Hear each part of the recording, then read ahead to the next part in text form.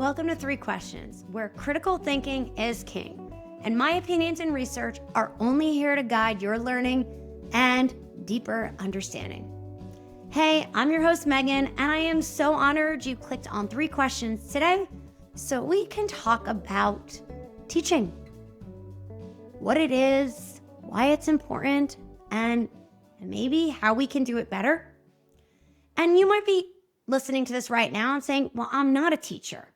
But you are. All of us are teachers in different ways. You might be a parent that needs to teach your kids things.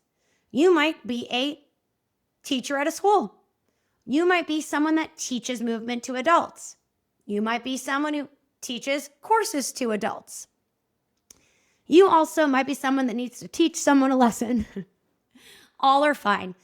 But I think in understanding what makes a good teacher and what we think makes a good teacher, I think can help us, I'm hoping communicate a little better and be better critical thinkers. This is something that's very important to me. When I got back to get my doctorate degree, I chose to get my doctorate in education and not a PhD, because what I felt was what was really lacking in the movement industry is how people convey and teach the work. There's a lot of people that have a lot of methods, yet they're not good at teaching. Now, it is hard to be a teacher, okay? It is hard teaching a lot of children at once. And as I say to my husband, well, it is very hard to teach adults as well because they were children once as well. So let's just get right into question one. What makes a good teacher? What do you think makes a good teacher? Yell it out. What qualities do you think makes a good teacher? And while you're thinking about that, I'm going to tell you a really short story, as short as I can tell, because I do like to go on.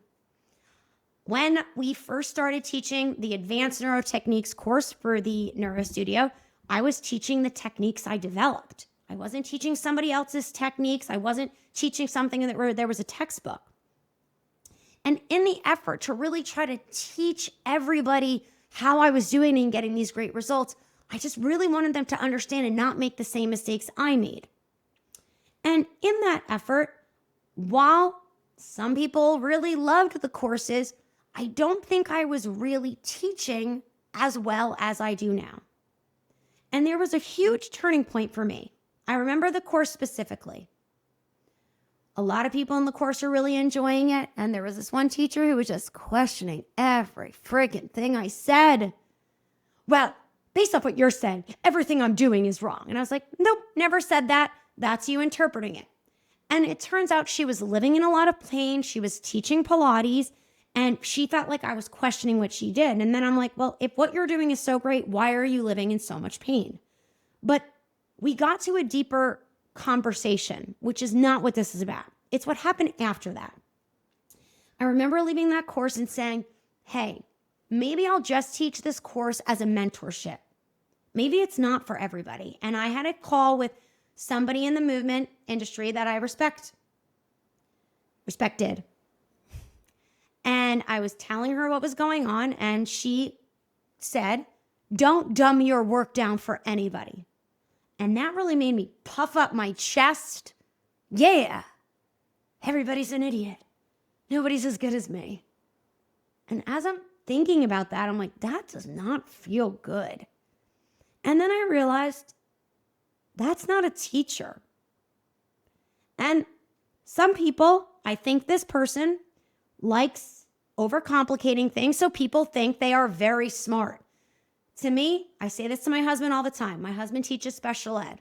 Sometimes you honors teachers think you're better teachers than the special ed. It's not hard to teach highly educated people or the AP students. You know who it's hard to teach? The students who learn differently from you. The students who it's not resonating with. Those to me are the teachers. Teachers like my husband are the best teachers, and I've learned a lot from him. Okay? Now, AP teachers, y'all, are also important, and you have your own struggles, so don't come after me. Don't get mad. And at that moment, I made a decision. Do I want to be respected and everybody talk about how smart I am? Or do I want to be a good teacher? And from that moment, I said, I need to figure out a way to make this more digestible for people. I want people to get it. I am not doing magic in my studio. I need to convey it in a way that they can truly understand. And that's kind of what led me on this education journey that I'm still on, right? Maybe you're like, oh, that's really nice, Meghann. You have become a better teacher. Or maybe you don't like my teaching style at all, which is also fine. Feel free to give me your feedback. I am willing to take negative feedback. That doesn't mean I'll change, but I always am willing to listen. So going back to that experience, please understand that wasn't that the teacher who I was speaking to, her intention was to try to build me up. She wasn't saying it out of arrogance. Maybe that was deep down there. To me, it was insecurity on her part.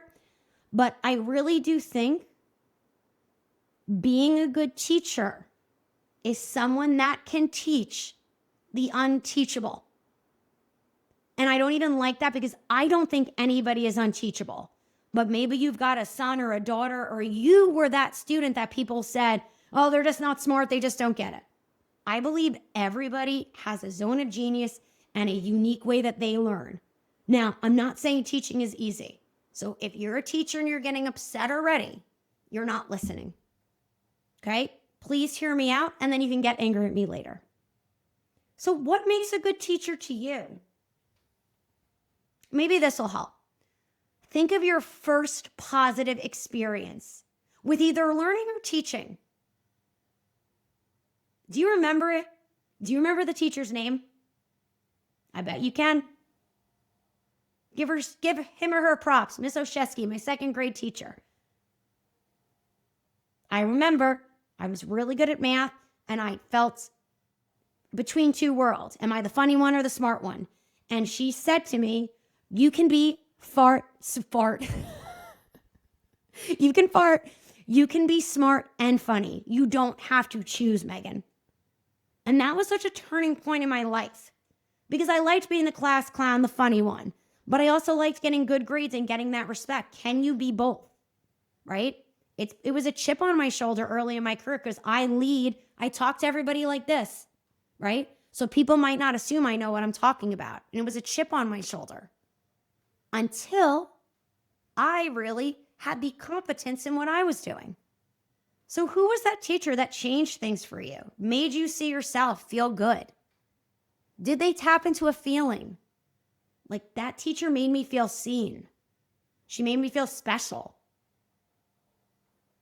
Or did they tap into motivation? You know, there is an argument. I remember she gave me a prize because I got the best grades and was the first to get done. I remember the moment she gave me a prize. So using motivation, hey, if I get good grades, there's some motivation to keep going. Okay? Remember my dad used to bribe us with money to get good grades. I was like, hell yeah, how much money for an A? So was it motivation? Was it extrinsic? Was it intrinsic? What was it for you that made a difference? I think we put value on things, but I don't want to do that. Okay? Now, thinking about that, I think that question number 1, we need more time on. So I'm just going to jump into question 2 and 3, and we'll kind of get into it more. What motivates or inspires you? Motivation is very interesting. I feel like what used to motivate me doesn't motivate me anymore. And what motivates me now, I never thought would motivate me. So what really motivates you? And you've got to be honest. For much of my career, the claps motivated me. I remember talking to a therapist, and I said, I'm like, it's so weird. Every time after I teach a course, I feel depressed. And she's like, yeah, it's because you're relying on the claps. And I was like, excuse me, what? Say more? And she was like, when you go to a course, there's energy. Everybody's standing there listening to you, your center of attention. And then what happens after that? Well, they'll clap, they give me a hug, and then I go home and I'm sitting by myself and nobody's listening, nobody's clapping. It feels very depressing. I said, am I depressed? She's like, no, you are focusing on extrinsic motivation for people's approval to motivate you and to make you feel good about yourself. Do you think that's a good long-term plan? I was like, no. But I don't think I'm the only one. I think people like when people clap for them. People like attention. Does that make me a bad person? To which she replied, no, I never said you were a bad person. I'm just saying, I think we need to discuss this more in future sessions. And I was like, yeah. Okay. Now, when COVID happened and we're doing virtual things, like I'm literally recording a podcast right now. I don't know how this is being received. Nobody's clapping. And I remember when one of my business mentors asked me why I was doing the podcast, I'm like, you know what? I don't care if 1,000 people, 1,000,000, or one person listens. I really want to use this podcast to help foster critical thinking, help talk about topics that are important to me, help break down the concepts I teach in my courses, and challenge myself to keep it under 30 minutes. I want to enjoy the process. And then I was like, oh my God. Wait, that was the goal. Enjoy the process. Are you actually doing it? And I think I talked about it in the previous podcast about rest and recovery. Like, I'm really enjoying writing papers for my doctorate. I never thought I would say that. My undergrad, my master's, everything in my life, I was always rushing to the end line. Check that box, get that degree, get that diploma, get that credential, moving on. And I've got to say, guys, I know all the literature says this. They always say, focus on intrinsic motivation. Goals should be autonomy and competence. Yeah. It's all words, people. But how do we actually get there? Because I find people aren't honest. So you to be like, oh, I don't really care about the claps. I don't care about the attention. You're full of shit. Sorry. The best advice I ever got was from one of my clients who was a very successful businessman, started it with nothing, sold it when he was 40, and is just such a good person in so many ways. And I said to him, hey, all these people take my courses. All these people want me to mentor them. It feels great. But what happens when people stop calling? And he's like, what? I go, when you retired and you weren't the big shot anymore, how did you deal with that?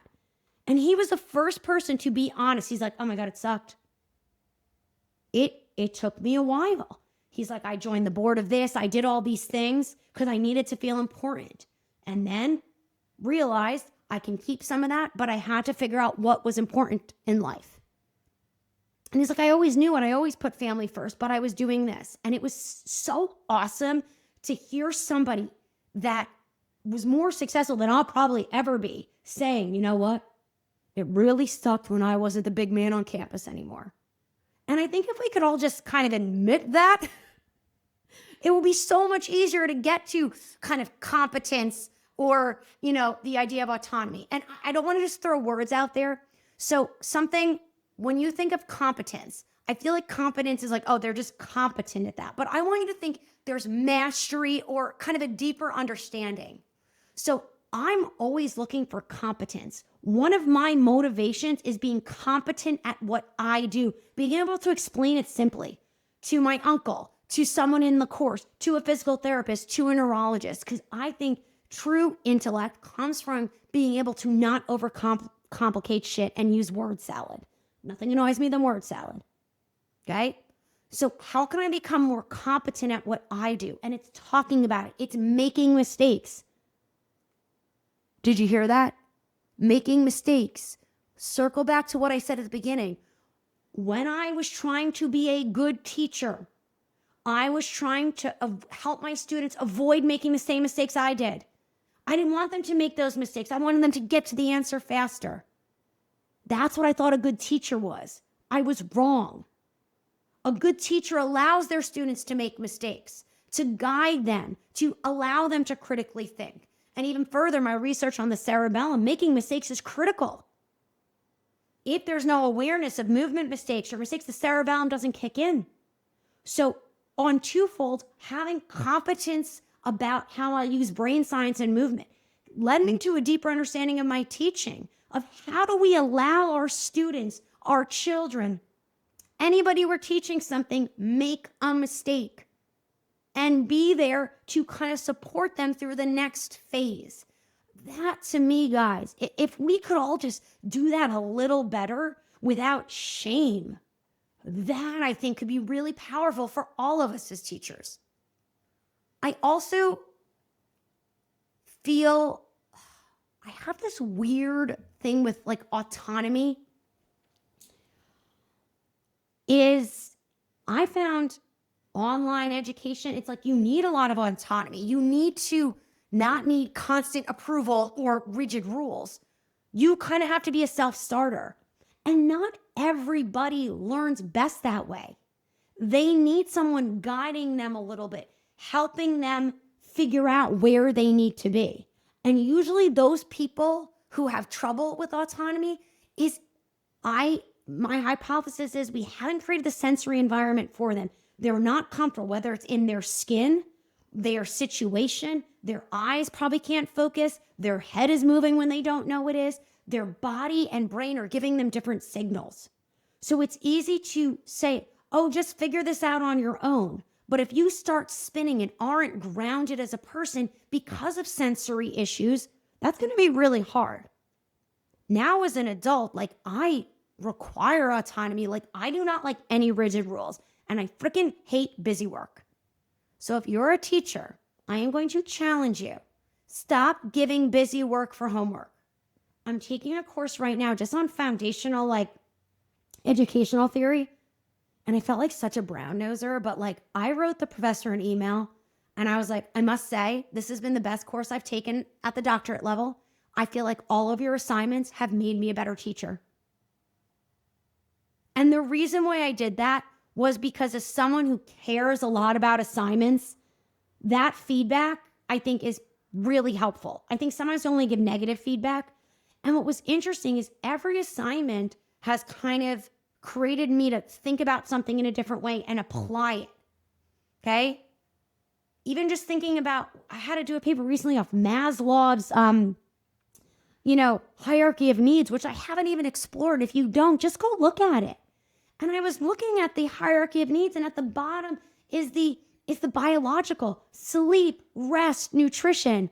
And I'm looking at the top, self-actualization, and I'm like, I am doing all the top steps really well, but nutrition, rest, all my biological shit is messed up. So I've got a crack in my foundation. And just by revisiting something that we take for granted, maybe you learned about it in your undergrad or you've never even heard it before. I open up the chart for all my mentees and I'm like, look at your program. So if you're writing a program for low back pain, maybe you're doing something for balance. Maybe you're doing something for one of your kids that has an IEP. Look at Maslow's hierarchy of needs and being like, am I making sure that the stuff at the bottom is being taken care of before I try to push that student up that mountain? So simple, but we forget. So what motivates you? I want intrinsic stuff to motivate you. Enjoying the process, competency, being comfortable with autonomy. I really want that to motivate you. But if I'm being honest, extrinsic motivation works too.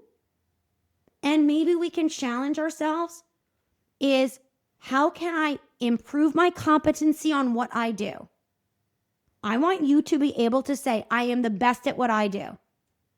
I say that all the time. I am literally the best at what I do.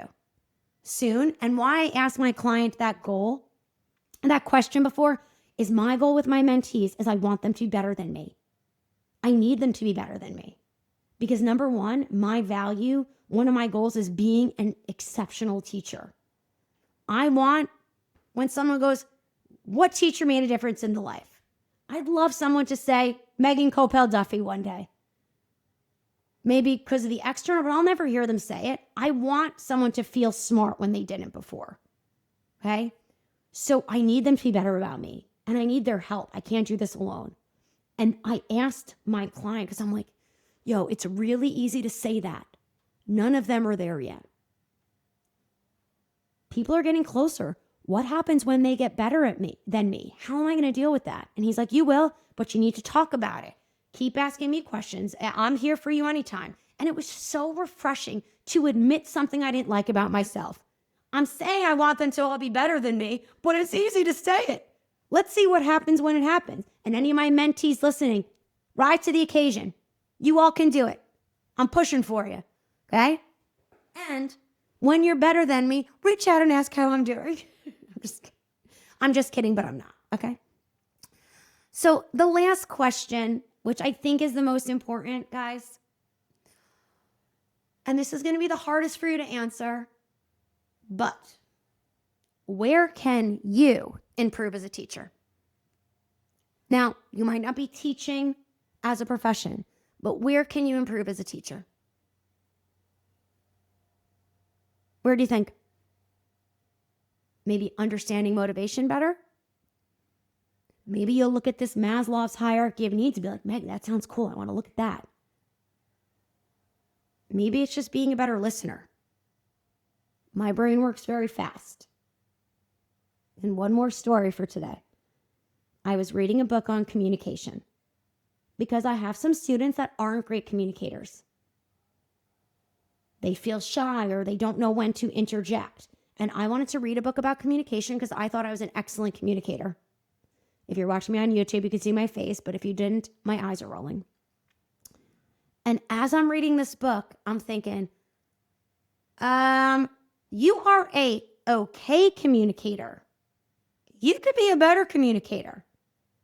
And reading that book was so powerful to me because I realized while I listen, I assume a lot. And number two, because my brain processes fast, when people talk slow, it makes me crazy. My brain needs you to speed the hell up and get to the point. So what happens is I sometimes fill in the blanks because my brain is spinning. Now, I could argue that I'm usually right and it leads to a teachable moment. But I think it's important to let people finish their thoughts. And it is something I am working on. That same therapist, shout out to Rhonda, also said to me, you assume what Brian's thinking and feeling a lot, my husband. And I was like, no, I don't assume, I know. And she's like, And it pissed me off, not enough to never see her again, but it pissed me off. But I'm like, yeah, but I'm usually right. But what was interesting, when I stopped assuming and just giving him the time and space and truly listening, it created a deeper connection in our relationship.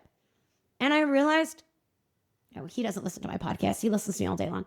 He is a much deeper thinker. He's so much deeper than I even thought. I wouldn't have married him if I thought he wasn't deep, but he still impresses me every day when I give him the opportunity to impress me. So I'm going to admit, I could still work on being a better listener. Why do you think I chose a podcast? Because I can just talk and don't have to listen to you. But I am truly interested in your feedback. I want to hear what you have to say because my goal is to be an exceptional teacher. I want to be the Miss Oshesky for someone else. I want to make someone that has not felt smart their whole life realize they are very smart, just in a different way. I want to help people be better at finding that intrinsic motivation, feeling how good it feels to be competent at something. And people who are competent are confident. People with competency don't tend to have egos. People who have egos are usually incompetent but think they're competent. Yeah, I said it. I'm working on autonomy in different ways because sometimes I require it too much and I need to be able to bend and deal with some rules. As I said, I don't like busy work for homework. So I kind of don't think I finished that thought. I'm going to blame a concussion moment. But as teachers, when you're giving an assignment, think of what the goal is for this assignment. If it's to check a box, kids are very busy. What if we thought hey, what is your goal? What do you want to be when you grow up? What do you want to learn from this lecture? And give them more autonomy with the assignment. Do you know who that's hard for? You as the teacher and the kids. But our job is to be a teacher, not just dial in a lesson plan. Okay? And again, I will die on that hill. I say this to teachers. I say this to any profession. If you don't like your job, get another job. All the teachers I know are wonderful and really care. But in any profession, there's people that don't care. I don't think anybody listening to this falls into that category. But just because we care is not enough as a teacher. We need to be better. We need to be clearer. We need to have competency on what we're doing and not just teach things with word salad. If you are looking for everybody to tell you how smart you are, that is extrinsic. When you know how smart you are, that's intrinsic. So I hope you give today's episode a lot of thought. I hope anything I say, if it bothered you, I want you to think about why it bothered you. If it bothered you, there's something there. Critically think, argue both ends of the conversation. Being a teacher is, I think, one of the hardest jobs. And for all of you who've got 30 students in a class, I salute you. I admire you. Give them sensory breaks. Keep them moving. Kids learn differently now. Things are coming at them so fast. But what I see with kids is so much devices in school and stuff like that. I know technology is great, but flexing other muscles and stuff like that, I think will help you as a teacher with focus and other things. I feel like there should be a no cell phone policy in any schools. I think it's ridiculous. But I am not a parent, nor am I a superintendent of schools. So that's just my opinion. But at the end of the day, I think if we can find enjoyment in the process and every day work to be a better teacher, if nothing else, we'll have more enjoyment in our jobs. All right, guys. So thank you for listening today. And if you're interested in digging into more about this stuff about teaching or any specific theories on education, let me know. I'd love to talk about it more. I just don't want to go too technical on shit nobody cares about. So thank you guys so much, and I will see you next time.